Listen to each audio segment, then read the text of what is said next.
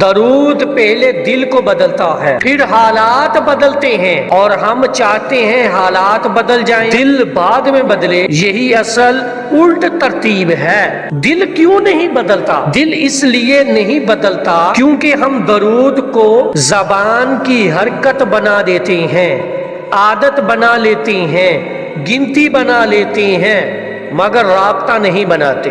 رسول صلی اللہ علیہ وآلہ وسلم سے رابطہ ایک بات دل میں بٹھا لیں، درود کا اثر اس وقت ظاہر ہوتا ہے جب بندہ یہ سمجھے میں درود پڑھ کر کچھ حاصل نہیں کر رہا بلکہ کسی کو یاد کر رہا ہوں۔ جب تک درود طلب ہے اثر کم ہوتا ہے، جب درود محبت بن جائے تو دل خود بدلنے لگتا ہے۔ نبی کریم صلی اللہ علیہ وآلہ وسلم کا مفہوم ہے، جو مجھ پر ایک مرتبہ درود بھیجتا ہے اللہ اس پر 10 رحمتیں نازل فرماتا ہے۔ اب ذرا سوچیں، رحمت نازل ہو رہی ہو اور دل نہ بدلے۔ مسئلہ درود میں نہیں، مسئلہ ہمارے اندر کے شور میں ہے۔